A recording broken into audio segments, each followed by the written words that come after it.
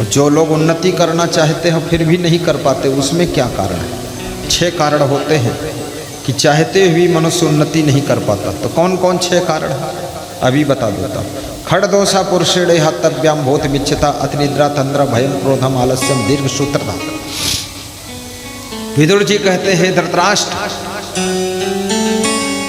6 कारण ऐसे हैं जो मनुष्य को उन्नति नहीं करने देते हैं।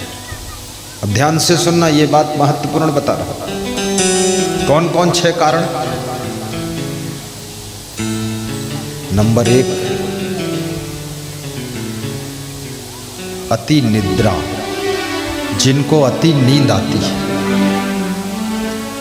12-12 घंटे सोते हैं फिर भी नींद पूरी नहीं होती, वह लोग कभी उन्नति नहीं कर सकते। क्यों? क्योंकि जिंदगी में सोच लो, 100 साल की जिंदगी है तो 50 साल तो रात निकल गई और 25 साल बचपन की निकल गई और 15 साल बुढ़ापे की निकल गए, तो 10 साल ही बचे और 10 साल तुम्हारे सोने में निकल गए, खूब सो अंधाधुंध कुंभकर्ण की तरह। तो तुम उन्नति कब करोगे? लोग कहते हैं 100 साल, 100 साल में 50 साल की तो रात होती है, 50 साल तो दिन होता है, और उन 50 साल के दिन में 25 साल तो निकल गए बचपन में, पढ़ने लिखने में, घूमने घामने में, खेलने कूदने में, तो बचे कितने? 25 साल। 25 में 15 साल निकल गए बुढ़ापे में, तो बचे कितने? 10 साल। और 10 साल तुम्हारे वहू निकल गए सोने में, तो तुम करोगे क्या? इसलिए 8 घंटे से ज़्यादा कभी सोना नहीं चाहिए और 7 घंटे से कम नहीं सोना चाहिए। 7 घंटे से जो कम सोएगा, धीरे धीरे धीरे धीरे उसका बीपी भी हाई होगा और अनेक बीमारी पैदा होगी और चेहरा बदसूरत हो जाएगा। 7 घंटे सो लो, और ज़्यादा सोना चाहते तो 8 हो, और 8 के ऊपर सोचते हो तो फिर ठाठ बाट चाहते हो तो ठाठ बाट नहीं होगा। 8 के बाद लठ चलेगा, घर में होगी लड़ाई। इससे ज़्यादा सो मत। कभी 6 घंटे को सोने को मिल जाए तो एडजस्ट कर लो। कभी कभी ऐसा विवाह शादी है, थोड़ा कम सोने को मिलेगा, एडजस्ट कर लेगा शरीर आपका। शरीर भी एडजस्ट करता है। कभी कम खाओ तो भी ये जिंदा रहता है, कभी ज़्यादा खाओ तो भी थोड़ा पचा लेता है। अब रोज ही तुम अंधाधुंध मचा रखे हो तो शरीर फिर पाचन नहीं करेगा। इसलिए अति निद्रा, जिनको अति नींद आती है, जहाँ बैठते वहीं सो जाते, जहाँ जाते वहीं सो जाते। कितने लोग नेता संसद भवन में सोते, लोकसभा में सोते, विधानसभा में सोते, मंत्रालय में सोते, सचिवालय में सोते। वो पता नहीं घर में क्या करते हैं। घर में इतना अच्छा बेडरूम है, गद्दा है, रजाई है, मच्छरदानी है, मच्छर वहाँ पर नहीं मार सकता, ऐसा घर है, घुस ही नहीं सकता। और उसमें वो सोते, फिर भी सोते नहीं, जागते रहते। कितने मास्टर लोग स्कूल में सोते, गजब कर डाला। कितने वकील कोर्ट में गए थे वकालत करने, वहाँ कुर्सी पर सोवत। कितने अफसर वे सब ऑफिस में सोवत। अगर अध्यापक सो जाएगा तो विद्यार्थियों का भाग्य सो जाएगा, डॉक्टर सो जाएगा तो मरीजों की मर्ज बढ़ जाएगी, और यदि नेता सो जाएगा तो पूरा देश सो जाएगा। डिसीजन गलत लोगे, नींद में सोए सोए ऊँ करते हो, हाथ उठाते हो। जाग कर सुनो तो क्या बात चल रही है। दूसरा नेता उनका ढकेलत है कि उठो सुन लो, कहा तो हो ही जाए तो रोजो यही चलते। ऐसा नहीं है। देश के लोगों ने तुमको चुन के भेजा, वहाँ बात करो कुछ। वहाँ बात कुछ नहीं बताते, चुप पे बैठे रहते, सोते रहते। क्यों सोते हो? सोते वही लोग ज़्यादा है जो ज़्यादा खाते हैं, सोते वही ज़्यादा है जो टेंशन बहुत करते, घर में सो नहीं पाते तब सोते हैं वहाँ। हर जगह वही सोते हैं जो आलसी बहुत होते हैं, आगे पीछे कुछ फिक्र ही नहीं, जहाँ बैठे वहीं नींद आ गई। ये नींद का तरीका नहीं है। कहाँ सोना है कहाँ जागना ये भी ध्यान रखो, कहाँ हंसना है कहाँ नहीं हंसना ये भी ध्यान रखो, कहाँ मुस्कुराना कहाँ नहीं मुस्कुराना ये भी ध्यान रखो, और कहाँ बोलना है कि चुप रहना ये भी ध्यान रखो। बोलना अच्छी बात, लेकिन कुछ ऐसी जगह है जहां नहीं बोलना ही अच्छा है। हंसना अच्छी बात, लेकिन किसी के घर में कोई मर गया वहां तुम हंसते हो तो बुरी बात। कोई दुखी है वहां तुम खड़े होकर खीसे काढ़ रहे हो तो फिर दुखी आदमी और ज्यादा दुखी होगा और तुमसे नफरत करेगा, बहुत नालायक है। मैं तो मेरा बाप मर गया, मैं रो रहा था, यूं हंसत रहे खड़ा हो। ये विवेक होना चाहिए। इसलिए विशाल देव कहते हैं, बिनु विवेक कोई ना सुखी, बिना किए संतोष, सबको देखो हाल पढ़े अपढ़ कोश। गुस्सा करने की आदत भी छोड़ो, क्रोध करने की आदत छोड़ो, लापरवाही की आदत छोड़ो। दूसरा कारण उन्नति न होने का, कुंभकर्ण 6 महीने सोता था तो हुआ क्या? सोने की लंका राख हो गई और क्या हुआ? बर्बाद तो होगा कि जब 6 महीने सोओगे तो पत्नी को संभारी, तुम्हारे बहन नहीं संभाल पाए। सुपर्णखा वहाँ से लंका से समुद्र पार करके भगवान राम के साथ उत्पात करी से। जब रात दिन सोई हो, घर भर दारू पी हो तो तुम्हारी बहन भागी कहो अंत। ती के बाद बहन के बद के लड़ाई बद के तुम मार काट करी हो तो मूर्ख नहीं तुम हो कौन? दिन रात कहे सो तो अपनी बहन देखो कहाँ घूमत।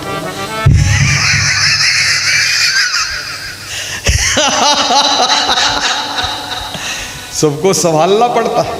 मैं तो रामायण पढ़ता हूँ तो ये भी देखता हूँ, ये बहन इतना आज़ाद कैसे हुई जो लंका से इंडिया पहुँच गई। उस समय रावण सो कहाँ रहा था, कुंभकर्ण क्या कर रहा था, मेघनाथ क्या कर रहा था। बड़े तुर्रम खा बनते, अपनी बहन कंट्रोल क्यों नहीं करते? तो बहन यहाँ आकर के हमारे भगवान राम के साथ उत्पात करती है तो नाक कान काट दिया तो उसमें लड़ने के लिए तैयार होते हो। विवेक नहीं तुम्हारे पास तो कहते हो मैं चारों वेदों का ज्ञाता हूँ। रहने दो तुम वेद पढ़ने को, मैं बता दूँ वो कर दो तो भी कंट्रोल हो जाए मामला। वेद पढ़ते फालतू, कितने लोग वेद फालतू पढ़ते हैं, रामायण फालतू पढ़ते हैं, एक अक्षर जीवन में उतारते नहीं और पढ़ते रहते बस। जहाँ बात करोगे चौपाई तुरंत बोल देंगे, जो बात करोगे चौपाई में बात करेंगे और चौपट खूब। अरे चौपाई से कम अपने आप को चौपट होने से तो बताओ। श्लोक पढ़ो तो लोक परलोक सुधारो। क्या फायदा श्लोक पढ़ने से तुम्हारे? दूसरे को सुनाने के लिए पढ़ते हो, अपना सुधार नहीं करते हो, लापरवाही रखते हो, इधर उधर सामान फेंकते हो, घर सब डीह डेला हो गया। क्या बात करते हो? गाइए। क्या गा रहे थे अभी हम? कुछ गाए थे? कुछ नहीं गाए थे, जो सुना रहे वही सब है। खड़दोषा पुरुषिणे हातव्याम भूत विच्छिता अत निद्रा तंद्रा। अब दूसरा कारण है आदमी की उन्नति ना होने का, जिसको तंद्रा रहती है। तंद्रा मतलब, तंद्रा में निद्रा में क्या अंतर है? निद्रा मतलब सो जाना और तंद्रा मतलब ऊँघना। ना सोया है ना जाग रहा है, बीच में फंसा, इसको तंद्रा कहते हैं। ज्यादातर लोग तंद्रा में रहते हैं, सत्संग में आते हैं न सोते हैं न जागते हैं, तंद्रा में। आधा सुनत आधा नहीं सुनत। जब प्रसाद बटा तो कहीं मिठास बहुत आई। प्रवचन सुनो, अरे कहीं बाबा इतने अच्छा प्रवचन सुने कि हम तो थोड़ा सा ऊँघ गए, रहना ऊँघ गए। तंद्रा, तंद्रा में ऊँघते समय जो गाड़ी चलाता है, ऊँघते समय जो बिजनेस में बैठता है, ऊँघते समय जो ऑफिस का काम करता है, उसका सब फेल हो जाता है, गाड़ी का एक्सीडेंट हो जाएगा। तंद्रा उन्हीं को आती है जो लोग जरूरत से ज्यादा खाते हैं, हर समय ऊँघते रहते हैं। कम खाओ थोड़ा, इतना ज्यादा क्यों खाते? तंद्रा में मत रहो।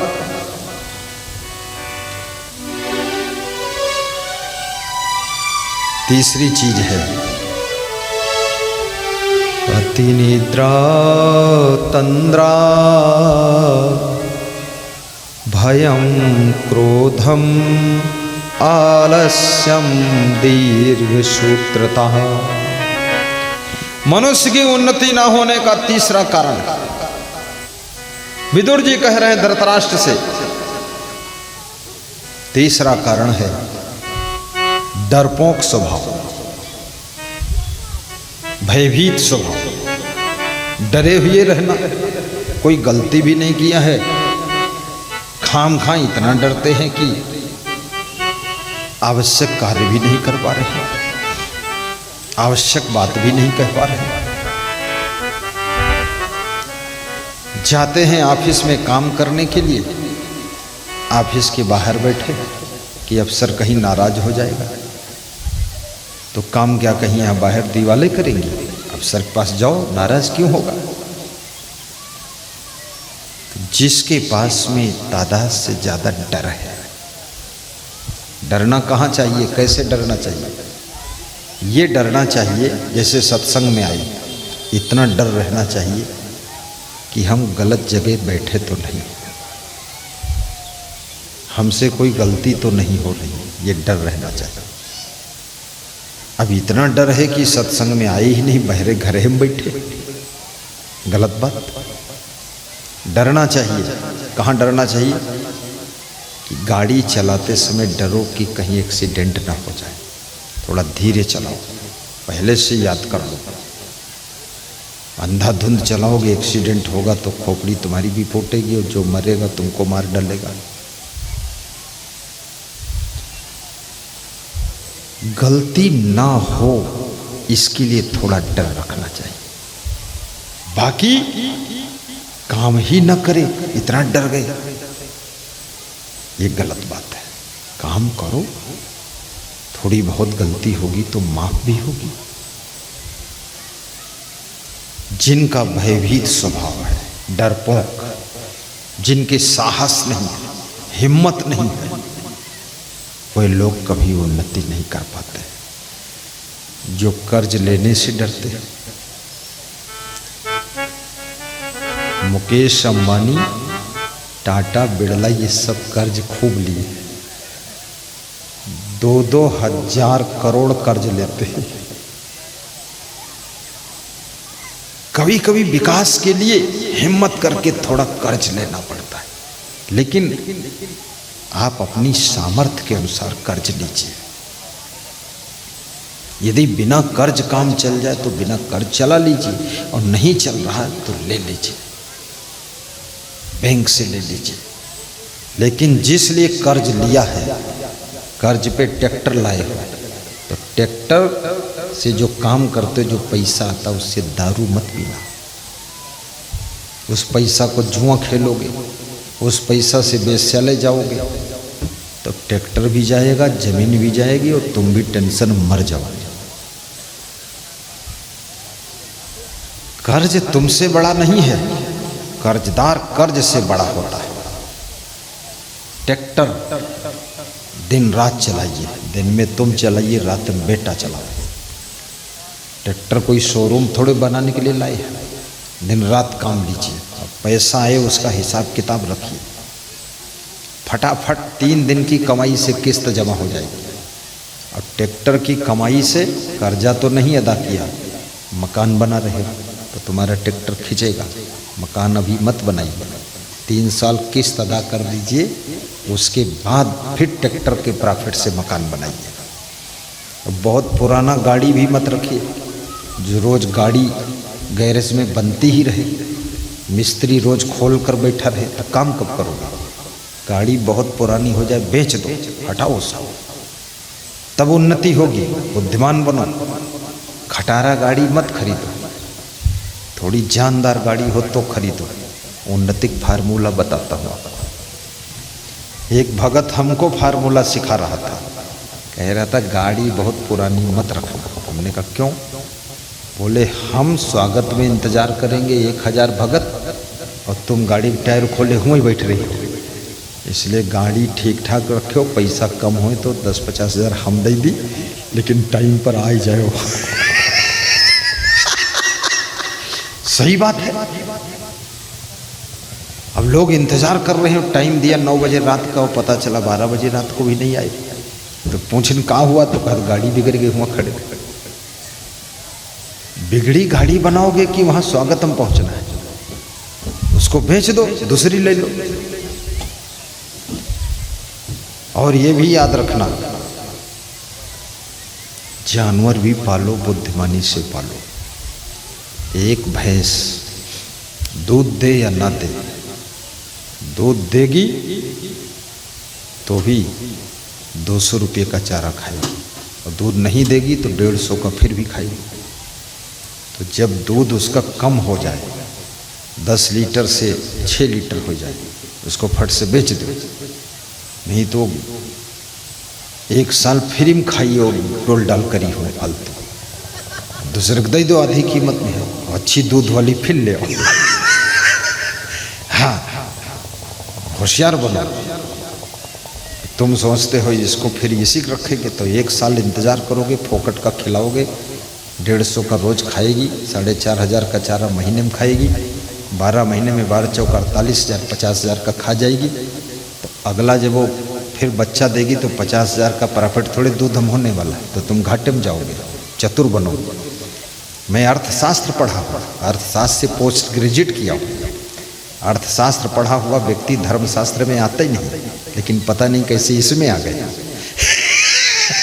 अर्थशास्त्र इकोनॉमिक्स में यही पढ़ाया जाता है, कैसे करना चाहिए काम।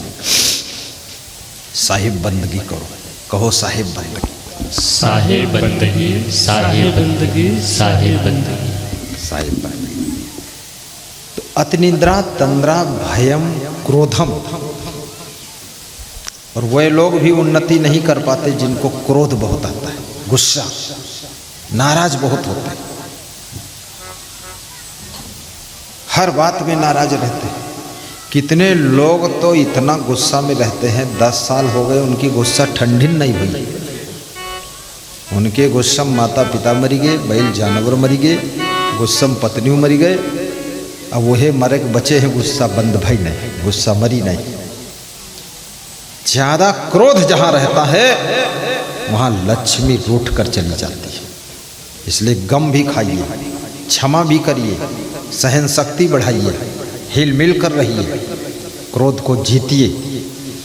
तुम्हारे क्रोध करने से क्या तुम्हारी पत्नी कुछ ज़्यादा बुद्धिमान हो गई, या तुम्हारा पति बहुत ब्रिलियंट हो गया, या तुम्हारा बाप बहुत होशियार होगा, या लड़का तुम्हारे बहुत डीएम बन गए, कलेक्टर हो गया? कुछ नहीं, सब बात वही वही, बात वही है। गुस्सा करके अपना शरीर बिगाड़ रहे हो, टेंशन ले रहे हो, बीमारी आ रही है, तबीयत खराब हो रही है, घर में कलेश बढ़ रहा है। इसलिए क्षमा बड़न को चाहिए, छोटन को उत्पात। अब विष्णु की क्या घट गई जो भृगु ने मारी लात। परशुराम भगवान के पिताजी भृगु जी थे, उन्होंने विष्णु भगवान की लात मार दिया। देखो, लात मार दिया। भगवान को भी लात मारने वाले इस भारत देश में पैदा हुए। जब लात मार दिया तो भगवान ने उनकी लात पकड़ दिया, और लात पकड़कर तरवा सहला दिया। बोले आपके पैर में चोट लग गई होगी, क्योंकि हमारा जो सीना है ये बहुत वज्र जैसा कठोर है, और तुम्हारे पाँव फूलों से ज़्यादा कोमल है, आपको चोट लग गई होगी। तो भृगु जी शर्मिंदा हो गए। फिर भृगु जी भाग गए जंगल को, वहाँ तपस्या करने लगे। उनका लड़का पैदा हुआ, क्रोधी बाप का लड़का भी क्रोधी, परशुराम। परशुराम में बहुत बड़ा गुण था, ब्रह्मचारी थे, लेकिन अवगुण बाप जैसा था, क्रोधी वो भी बहुत थे। परशुराम से कोई परिचय पूछे, तुम्हारा परिचय क्या? तो परशुराम कहते थे, बाल ब्रह्मचारी, अति कोही, अति क्रोधी हूँ, और विश्व विदित क्षत्रिय कुलद्रोही, विश्व जानता मैं क्षत्रियों का दुश्मन हूँ, और बाल ब्रह्मचारी हूँ, बहुत क्रोधी हूँ, संभल के रहना, ने कुल्हाड़ी मार दूंगा। वो कुल्हाड़ी रखते थे, वेद शास्त्र रखते ही नहीं थे, न बीजक न दोहा न चौपाई। कुल्हाड़ी बात बिगड़ गए तो कुल्हाड़ी से मुड़ काट दे, इतना विकट आदमी परशुराम भगवान। तो विष्णु अवतार में उनके पिताजी ने विष्णु को लात मारी, और रामावतार में भृगु के बेटे परशुराम ने कठोर बात मारी राम भगवान को। धनुष यज्ञ में, यहाँ पर पास में है जनकपुर ना, वहाँ बहुत कठोर बोला, गालियाँ दिया। भगवान राम मुस्कुराते रहे। भगवान राम ने कहा ठीक है कोई बात नहीं, याद रखना जो गम खा लेता है वो भगवान राम बन जाता है, उसकी पूजा होती है। और जो बहुत क्रोध करता है वो परशुराम जैसा, भृगु जैसा, दुर्वासा जैसा क्रोधी बन करके संसार में उसकी न पूजा होती है न सम्मान होता है। इसलिए अपने घर में गम खा लेना, इससे तुम्हारा सम्मान बढ़ेगा।